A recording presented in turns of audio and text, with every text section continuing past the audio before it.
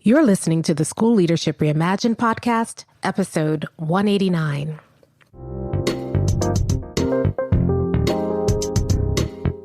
How do builders like us make a dramatic difference in the lives of our students in spite of all the obstacles we face? How do you keep your vision for your school from being held hostage by resistant teachers, uncooperative parents, ridiculous district policies, or a lack of time, money, or resources? If you're facing those challenges right now, here's where you'll find the answers, strategies, and actionable tips you need to overcome any obstacle you face. You don't have to wait to make a difference in the lives of the people you serve. You can turn your school into a success story right now with the people and resources you already have. Let's get started.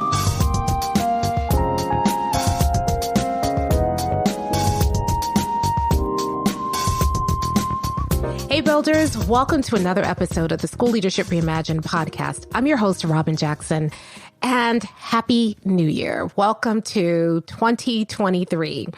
Now, to start off the new year this year, we're going to be doing a couple of things that are really cool inside of Buildership University and here on the podcast. Over the next month, I want to share with you some very practical episodes thinking about the work that you're doing right now. And so we're going to tackle that today by talking about why a lot of our efforts to get teachers moving in a particular direction, especially as we start the new year and we have, this new energy to really get some things done, why those efforts often stall. And by March, we're ready to give up and we haven't made the progress that we want to make. And I'm hoping that after hearing today's episode, you'll recognize some of the things that you may be thinking about doing that aren't going to work. And so that you can not waste time doing that and instead focus on the things that actually will work. So even though this is practical, we're going to get into some of the reasons why some of the things that we were taught to do just don't work. And I'm going to share with you some alternatives. So we'll get into that in just a moment. Before we do, I've been sitting on something for a while. We spent November and December building something pretty amazing. And I'll be making an announcement about it next week. So on January 9th, I'll be making an announcement. And if you are not on the School Leadership Reimagined podcast mailing list, you need to get on the mailing list, or you can join the Facebook group. I'll put the link. I'm going to be making the announcement live on Zoom, and we're going to have some time for us to spend talking about what we're doing, giving you an opportunity to ask questions. It's going to be way more interactive than just kind of a broadcast. So if you're not on the mailing list, you need to get on the mailing list so you can get the Zoom link to the announcement that's happening on January 9th. And it'll take about 20 minutes unless you have other questions, longer questions, and then it may take a little bit longer. But I'm not going to take up a whole bunch of your time, but I want to tell you live what we're doing and why we're doing it and how I think it could really, really serve you. So that big announcement is happening next week. I can't wait. I've been sitting on this for so long. I can't wait to tell you what's going on. And you can get the link by either going to schoolleadershipreimagined.com and joining the mailing list there, which is actually a good idea anyway, because that way you get all the announcements about the podcast. You never miss an episode. Or if you don't want to do that, you feel like I've got too much email already, or I'm afraid I'll miss it, then the other place you can go is we have the School Leadership Reimagined Facebook group.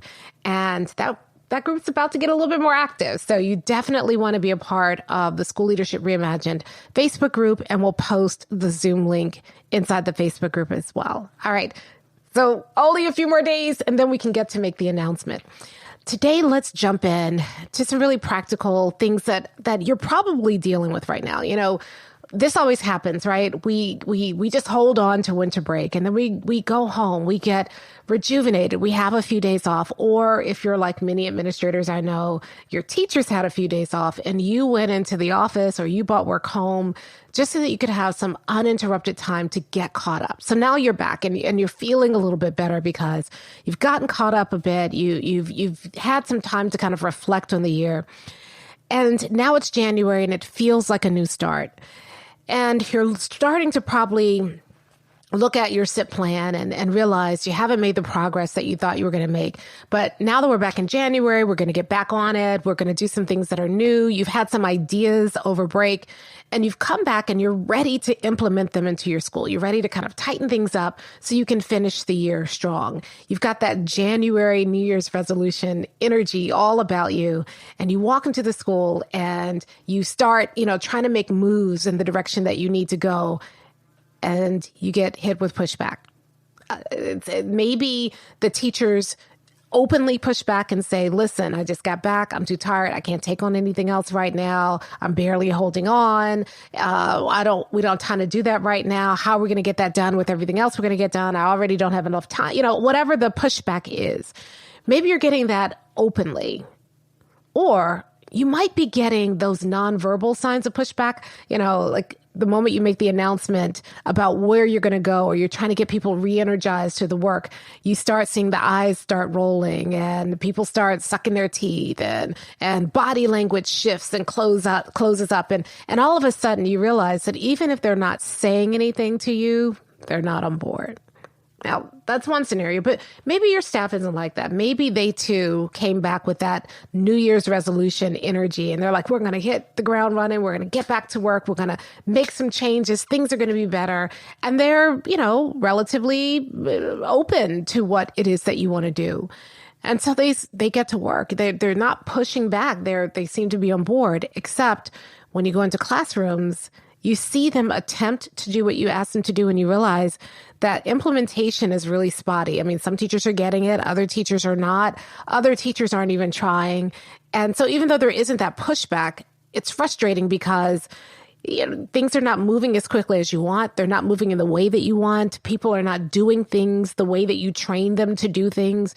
You spend a lot of money on a program, or you spend a lot of money on outside trainers coming in. But after the training is over, people are kind of going back to what they were doing before, or they kind of do things on the surface, but they're not doing it to the level that you want them to do it. And so every January we go through this. Every January we think, okay, fresh start, it's a chance to reboot, get things going.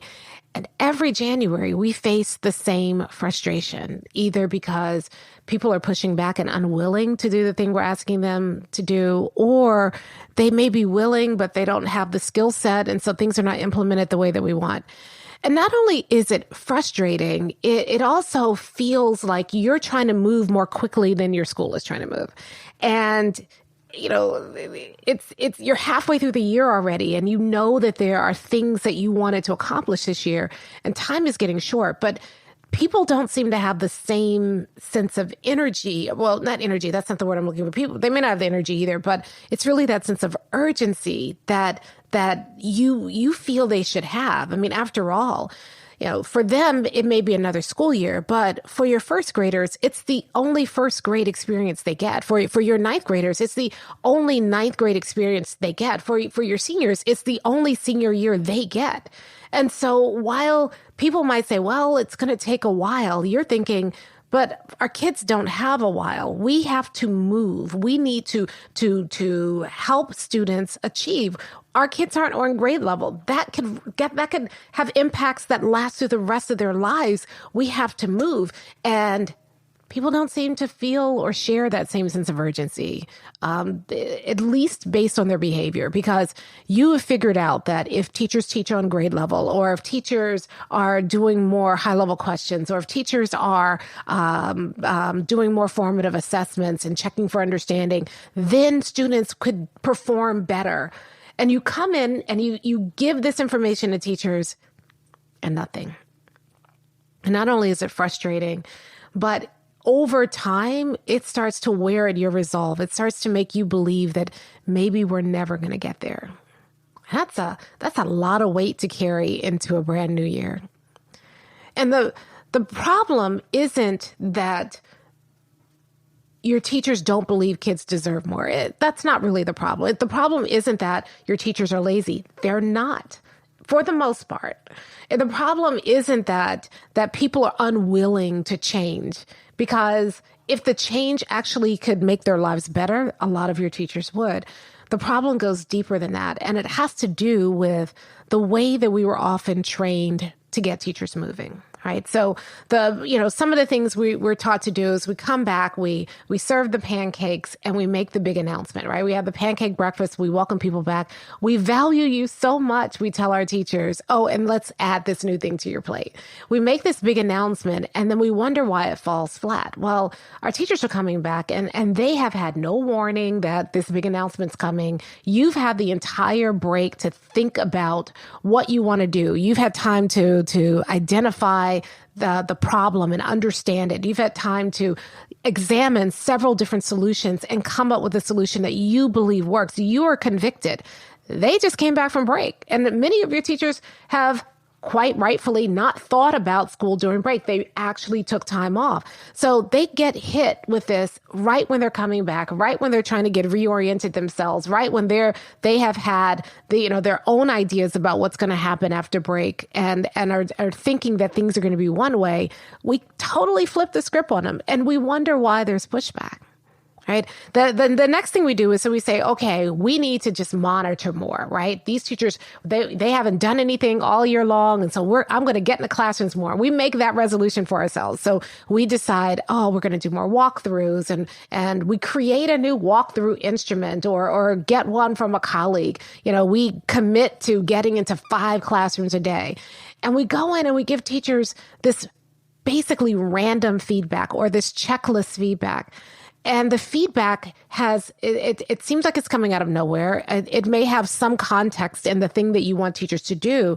But, one time you come in and you say, you're not checking for understanding. Another time you come in and you say, you're not asking high level questions. Another time it's like, I love the way that you did X, Y, and Z. And it all feels very random. It doesn't give teachers time to actually act on that feedback before you're popping in their classrooms again with your checklist with another piece of feedback. And we wonder why teachers resent our coming in, and we wonder why teachers don't listen to our feedback. Maybe you think, okay, we need to do some data dives and have data meetings, and you create a data wall and you get all the teachers in a room with the data wall and you say, I'm going to make the data visible.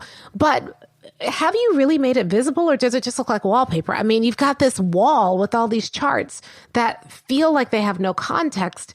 And over time, it's very easy to tune it out, because what normally happens when we do data dives is we dive into that data. We look at all these things and we try to make meaning out of the data, but it's just a lot of numbers and percentages. What does it really mean? How does it impact my work? Is there a way that you can help me digest the data to understand what's really important? No, we create these clunky data protocols where we go through the motions of looking at data. And at the end of that meeting, nobody's practice has changed. Everybody's exhausted. And people are thinking, you know what? I could have spent that time grading papers, because we might go through the data protocol exactly as it's written. But if it doesn't change practice, if it doesn't help me understand how to serve students better, then it was a waste of time. And I hate to say this, a lot of data meetings, even though I believe in looking at data, the way that we are often trained to look at data does not provide wisdom. It just gives us a bunch of numbers to go through, and we all nod like, that percentage has gone up. That thing, that one item on the test, that's something students really struggle with. We need to do more about that. And then let's see if the numbers move. Is it creating wisdom? Is it showing me how to serve students better? Is it helping me understand why students didn't get that item on the test correct in the first place? Is it helping me understand how to reach students? Is it helping me understand how my practice is directly impacting students? Probably not. And if it's not doing that, why are we wasting our time? So, okay, we say we're going to do the big announcement. We ramp up the walkthroughs and accountability. We do these intense data dives. And then the last thing we do is we often create PD, right? We say, we're going to create new PD around this thing. We go and we hire people. One of the things that used to bother me so much, especially when I was doing a lot more teacher PD, is people call the office and say, I've got a PD day coming up in February. What can you do? I mean, what can I do? What do you need? What? Like, they're just trying to fill a day. Or we say, you know what? Our teachers aren't doing this, so they need PD. That may be why they're not doing it, and it may not be. Have we dug down to understand why teachers aren't doing the thing we're asking them to do? Is it because they don't know how to do it, or is it because they don't want to do it? Do we even have we even considered that? Maybe it's not PD they need. Maybe they need something else, and we don't. We just think, oh, we'll just do PD, and then a lot of times we outsource that PD. People say, well, I want you to say it because I've been saying it. And they're not listening to me. Maybe they'll listen to you. Really, we're going to spend all that money just to bring another voice in. If people aren't listening to you, that's the problem. If people don't buy what you're saying, then bringing somebody else in to back you up is not going to solve that deeper problem. You have a problem around trust. You have a problem around not making that argument that you're trying to make clear enough for people to own that argument for themselves. If my coming in for a day is not going to do that, or bringing another expert in for a day or a week or 2 days is not going to fix that deeper problem. We think, okay, well, let's get them some more material. So we do a book study and we buy a book, and then we ask teachers to read a book and talk about a book on top of everything else they're trying to do. And that doesn't mean there's anything wrong with book studies, but if we're using those book studies as a hammer to get teachers to do something that we're trying to get them to do, I'm not sure that that's going to be the right solution. We have to think that through. But the problem is we don't. We just, we think, oh, let's just, they're not doing what I want them to do. Let's throw some PD at them. And that's not always the answer. And at the root of why these tactics that we have relied on for so long, the reason that these tactics often do not work has nothing to do with the tactic themselves. Should we be looking at data? Yes. Do we need PD? Absolutely. Should we be getting in and giving teachers feedback? Sure, we absolutely should. Should we be creating buzz and excitement around the work we're doing and generating that motivation? Sure, we should be doing that. But if you do that willy-nilly, if you do that without first thinking through the entire process, it's like throwing spaghetti at the wall and seeing what sticks and hoping something sticks.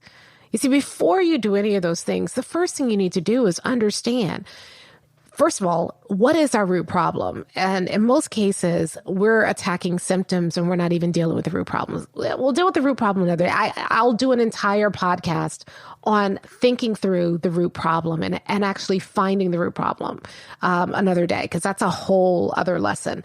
But for now, let's assume that you have correctly identified the root cause for why performance isn't where it needs to be, and you have the right solution. Let's pretend for a second that you've done all that work, and this solution actually will move the needle this school year. You are convinced of that. Here's still where we make a mistake. We think because we're convinced that it is self-evident that this is the right solution, and therefore, as soon as we present it to people, they should embrace it as well. We think that just because, even when people do embrace it, that they are going to, because they support the thing that we're trying to get them to do, that they're going to immediately have the skill that they need to do it. At the heart of all of this is a misunderstanding of one simple fact. A teacher's effectiveness is a combination of their will and their skill. And when we roll out something new, if we don't understand how will and skill work, nothing we do is actually going to generate the results in our staff that we want to see. So let's talk a little bit about will and skill. So the first thing we have to understand is that, teachers' effectiveness is a combination of their will and skill. And will is about their motivation to do what's right for kids, for the profession, for the school. And if teachers are not motivated to do the thing that you want them to do, even if they go through the motions, it's not going to have the impact that you want it to have because their will isn't there, their spirit isn't there, they're just complying. And we all know that when you get compliance, and that compliance creates a trap. First of all, you have people who are quote unquote doing it what you want them to do, but not with the spirit behind it. So they sabotage your results. Maybe not purposefully, but they sabotage the results that you want to get because they're not fully committed to the process, and the kids can pick up on it. It impacts how they deliver the thing that you want them to deliver. It just becomes a disaster.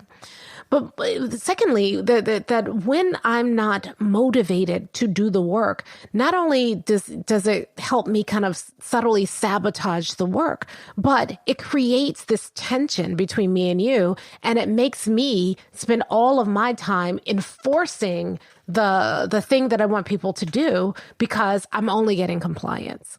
It's such a trap.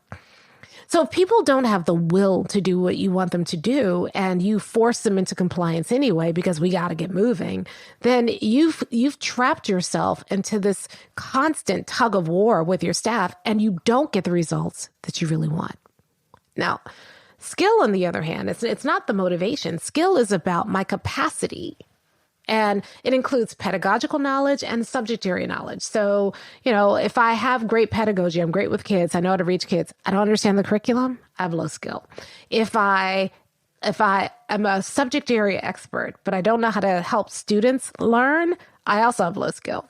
And a lot of times, what looks like laziness or resistance in people is really that they don't truly understand how to do the thing that you're asking them to do. And so sometimes you have a will problem, sometimes you have a skill problem, and if you don't understand that going into a new rollout, then you're doomed from the start because you will try all the tactics and strategies and then just get frustrated when it doesn't work because you can't force people to do something with fidelity, true fidelity, not follow the steps and that sort of thing. But I mean, truly embracing things the way that you want to see them embraced, truly building their skill set to be able to deliver things the way you want them delivered and see the impact that you want to have on kids. And if you don't understand will and skill and you don't use that idea around will and skill when you're trying to roll something out, that you have to address both needs of teachers, if you ignore that, then you're going to end up with compliance or out and out resistance and be frustrated and everything falls apart by March, right in time for the testing season. And then you just survive another year and then write another SIP plan in the summer and go through the same process again. So let's talk about how you deal with will and skill, okay? So the first thing you have to understand is that if people don't want to do what you are asking them to do, they're not going to do it the way you're asking them to do it. So when you are rolling things out, how do you address the will issues? How do you overcome any initial resistance teachers may have so that they can embrace the thing that you're asking them to do? The first thing you have to do is you have to step out of yourself and try to see what you're asking them to do from their perspective. For you, you're like, you know what? I mean, this is just pedagogy 101. You should be doing this anyway. But there's a reason they're not doing it. And if you don't understand that and address that, then just telling them they should be doing it is not going to change their will. It's not going to, oh, you know what? You're right. I knew I should be doing it. I'm not doing it. But hearing you tell me I should do it, oh, that's the light I've been waiting for all my life. And now I'm so motivated. Not going to happen. So what you need to do instead is see, if you're asking teachers to start checking for understanding, or if you want teachers to give instruction that's more aligned with the curriculum, the first thing you have to ask yourself is, why aren't they doing that to begin with? So you might want to spend a couple of days in classrooms really digging deep, looking at teachers and how they're currently delivering instruction, and try to pinpoint what is the root cause for why they're not delivering instruction that way. You might want to spend some time in PLC meetings. Don't run the meeting. Don't take over the meeting. I'm just here to watch how teachers plan. What are the questions that they ask? How do they approach their planning? What are those conversations looking like? So that you can understand why they don't currently do things the way that they're doing it. And that can help you determine, is this an issue of will or skill?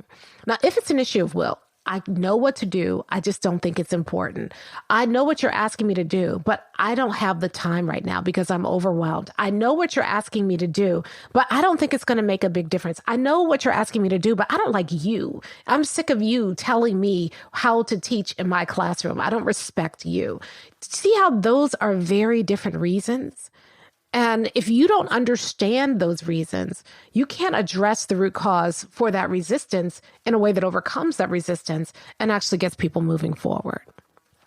Second thing you need to do is after you kind of understand the source of the resistance, you have to determine, is this a majority will problem or is it a majority skill problem or is it both?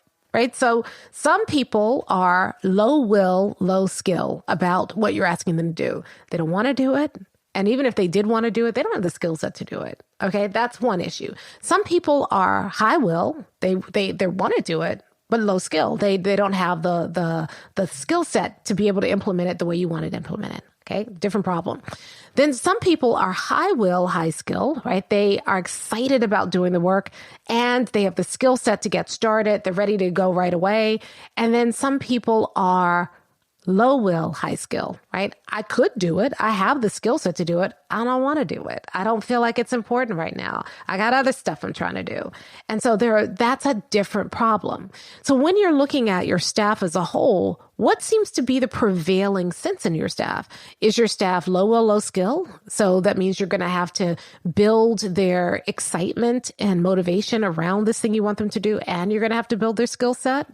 Are they high will, low skill? They're willing to do whatever you ask. They just don't have the skill set to do it. And so stop getting frustrated with them and show them how to do it, not by a PD day, but by some sustained support. Are they high will, high skill? All right, then you're good to go. And you just work on the people who may not be there yet. Or are they low will, high skill? They have the capacity to do it. They just don't want to.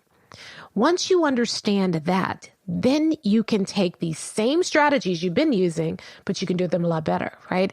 When you make the announcement is about generating that excitement, and not because you're excited, but because you've looked at the problem from their perspective and you understand their problem and can articulate their problem, and you're offering them a solution to something that they see as a problem. You're not offering them a solution to something you see as a problem. You've looked at it from their perspective and looked at how this thing you want them to do can serve them in a way that they can see it. It's a very subtle difference. You're still making an announcement, but you're doing the announcement not from your perspective, but from their perspective. And you can't, I still am so surprised often to see how hard it is to get principals to see things from teachers' perspectives. It's really amazing to me, because even when principals think they get it, because, I was a teacher once too, they tell me that, but you haven't been a teacher in a long time. And you probably weren't the kind of teacher that your teachers are, right? You probably were way more highly motivated anyway. That's why you're in the principal's office. But your teachers may not be as motivated as you. Maybe you were a highly skilled teacher, and that's what helped you, get to the principal's office. Your teachers may not have your same skill set. So stop thinking about, well, if I were in a classroom, I would do this, because you're not. If you were in a classroom, and your teachers were like you wouldn't have this problem. Instead, think about it from your teacher's perspective. People are saying, oh, teachers, they always talk about they don't have any more time, but I see them wasting time all day. All right, but you think it's wasting time. They obviously don't, because that's what they're spending time doing. You need to understand that before you make the announcement. So when you are coming with the announcement, come from their perspective, after you've taken time to do that. One of the things we teach you very early in Buildership University is we teach you how to tell the vision story. And it's a storytelling technique that has been around for ages, where instead, when you're trying to get people to understand and get excited about a new initiative, rather than just kind of making the announcement, you come before people and you tell the story, you join the story that they're already telling themselves in their own heads. So I never dismiss a teacher complaint. I listen to that complaint. I listen for the story behind the complaint. And then I step into the story they're already telling. I don't try to yank them out of their story and try to, push them into the story that I want to tell. I step into their story. I listen for their story and step into their story. And then I talk about how the thing that I'm asking them to do helps solve the problem that they see, not the problem I see, the problem that's most important to them. That's just treating somebody like a human being instead of a cog in a machine to move numbers. It's the right and honorable thing to do. How often do we, when we're trying to roll out something new, we make that announcement? How often do we actually spend time thinking about what is it going to mean for teachers? How will they see it? What is their perspective? Doing that can overcome a lot of initial resistance. It at least opens the conversation. Second thing you do is after you roll out the announcement, you give people time to push back a little bit. One of the things we do in Buildership University is we teach you the 6 E's of transformation. And the second E is explore. And it's really where we show you how to, you intentionally surface the pushback so you can deal with it from the front and keep it from derailing you later on down the road. Oftentimes we make the announcement and we consider it a fait accompli and we just say, done, I've made the announcement. Now let's move forward. It takes people longer to do that. Remember, you've had weeks to think about this. They've had seconds to think about this. So you've got to give people time to process it. And in doing so, you create trust. You open up the floor so that people can express themselves. They feel heard. And often the things that they come to you with, if you really carefully consider them, they actually make what you're trying to do better. And when they contribute to making it do better, they have a part in planning and designing this thing. And when they have a part in planning and designing this thing, people don't tear down what they helped build. So as a builder, you are from the very beginning inviting them to join you in building something better. Okay. So instead of just an announcement, you got to have an announcement that actually comes from their perspective, that it gives people time to process, that isn't afraid of people's pushback and actually solicits their objections and uses those objections to make things better. When you do that, you've gotten the ball rolling. The second thing we do is we say, okay, we got to increase our walkthroughs. And those amount to little more than chasing, checking, and correcting people, right? I walk into your room, I have my checklist, or I have my form, or we try to make it a kinder, gentler form. So we, do it like as a joy note or a happy face or glows and grows and all of that. People see through it. All it's really doing is you're coming in and check to see if I'm complying with the thing that you've asked me to do. And so my response is often compliance. When you give people meaningful feedback that is differentiated, feedback that helps them develop and grow, feedback that is intentional and focused on them, you don't get that compliance. What you do is you get people growing because you're giving people insight into their practice that if you do it right, creates more ownership over their practice. One of the things I hate about the way that we were taught to give feedback. And listen, I used to give feedback this way. And there was something about it that always bothered me. And the thing that bothered me is that the moment I come in and give a teacher feedback, I've taken ownership over their practice and I've robbed them of ownership over their practice. But there is a way to give people feedback that helps them maintain ownership over their practice. And that does two things. It overcomes will issues because it gives people the choice. When people feel like they have a choice, they often make the right choice. It's often when people feel like they don't have a choice that they push back and make the wrong choice. The second thing the feedback does is it gives people insight that they can use to get better. It helps them to see their practice in a way that they can't see it. You actually are adding to their practice rather than chipping away at their self-esteem. So we got to give feedback differently. It's not that we shouldn't be giving feedback, but our feedback should feel like feedback and not monitoring. It should feel like feedback and not enforcement. It should leave the ownership with the teacher. Okay, so that's the second thing. The third thing is that as we're looking at data, we don't need to look at all the data. We need to look at the data that answers the question around the work we're doing. And a lot of times we torture data to make it say what we want it to say, or we dive into data and drown in all of the numbers. When what we should be doing with data is we should be interrogating the data. Like your data is really only as good as the questions you ask of it. So we should be formulating better data questions that help us stay accountable to the bigger goal. It's not about just did they post the learning intention on the board that day, right? Because I've been in classrooms where the learning intention is focused. I mean, it's posted on the board.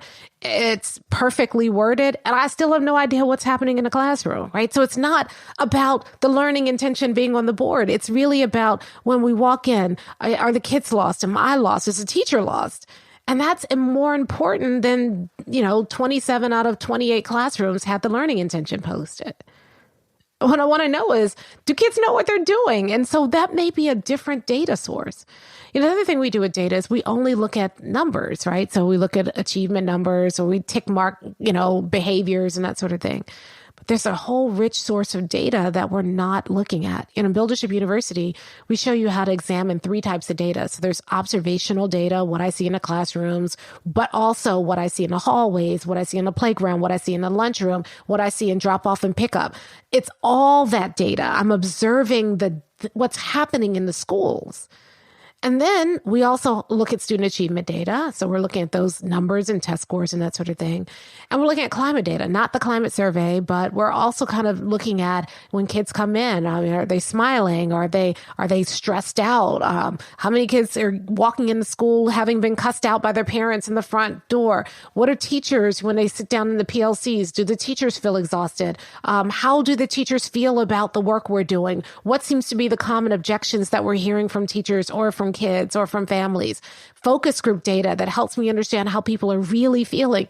All of that data comes together.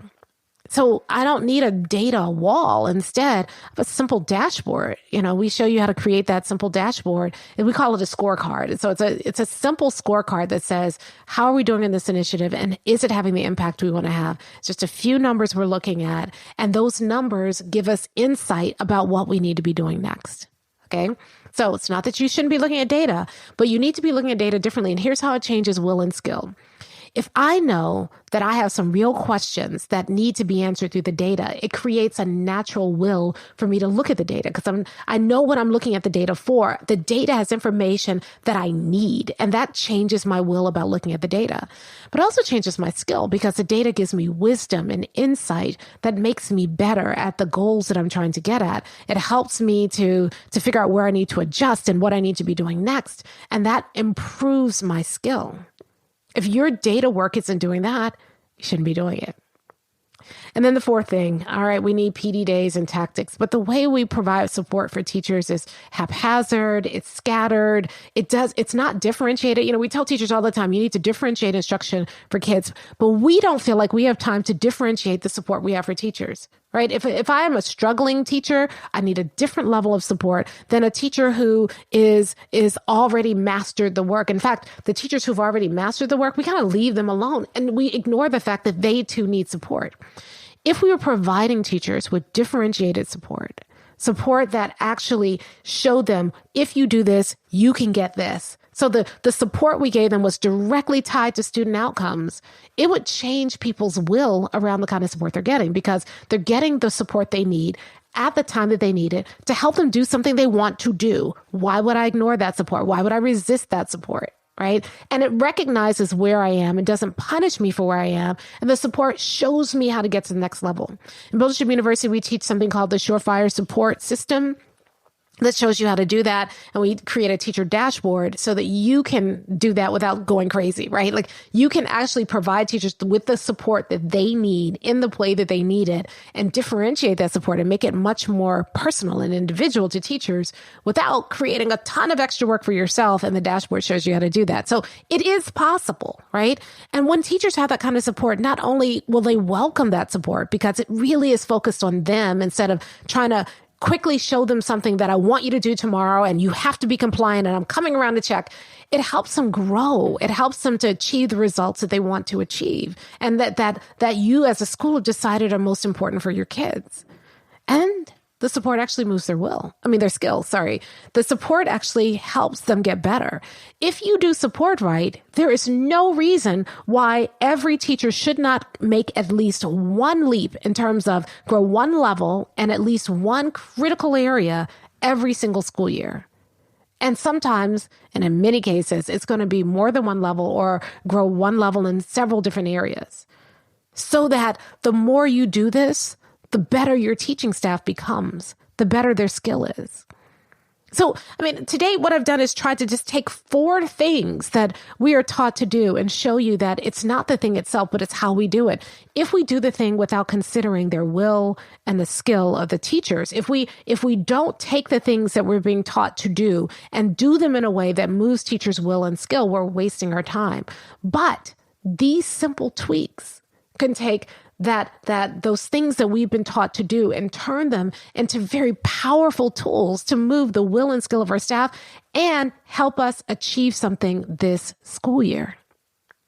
So I'll say more about this next week, but if you've been intrigued today and you want to know how to do this, help is coming. That's all I can say. Just you need to be with me next week for the big announcement. And so you can either join the School Leadership Reimagined Facebook group and be a part of there. We'll be we'll be posting the Zoom link there for the big announcement. Or if you are on the School Leadership Reimagined mailing list, and you just go to schoolleadershipreimagined.com, and on the front page there'll be a link to join the mailing list so that you can get the email. We'll be letting you know there. But I'm telling you, help is coming. Real help is coming. So you don't have to start the year frustrated already. You don't have to start the year with pushback. You don't have to spend the rest of the year trying to drag your teachers towards your goals. Instead, what you can do is, if you do these things right, if you take the things that you're already doing, but make that small tweak so that you're focused on the will and skill of your teachers. If you do this consistently, 3 things happen. Number 1, you actually get moving. Stuff starts happening. You get people on the same page. You get people moving in the same direction. It happens. Number 2, the culture in your school feels better. You're not always at odds with everybody. Everybody, when they're on the same page and working towards the same goal, the spirit in your school changes. You feel like you're doing something important. You create momentum. It changes the way that when you walk in the school, the feel of the school, and you pick up on it and your teachers pick up on it and your kids benefit from it. And number 3, you save yourself a lot of work and headache and frustration, right? Because when you're trying to drag everybody towards your goal, you're the only one pulling and everybody else is resisting you. And you spend all of your time running after teachers, trying to make them do this, getting frustrated. When everybody is on the same page and pulling in the same direction, you don't have to do the work alone. Other people are pulling with you. So your work gets easier, it gets more focused. You have time to do the things that only you can do because everybody else is pulling their own weight. So it's worth it to you to take some time and to rethink how you do things and make sure that you're taking into consideration that anything you want teachers to do, you have to consider both their will and their skill. And the question is, how are you taking the things that you're doing and using those things to help increase your teacher's will and skill? And if it's not moving teacher's will and skill, why are you wasting time doing it? There's so many other things you could be doing. Stop, reconsider it, and do the things that actually move teacher will and skill. It's so much easier. When you actually take time to take into consideration teachers' will and skill and to adjust the work so that you are constantly feeding their will and skill. That's how you get stuff moving like a builder. I'll talk to you next time.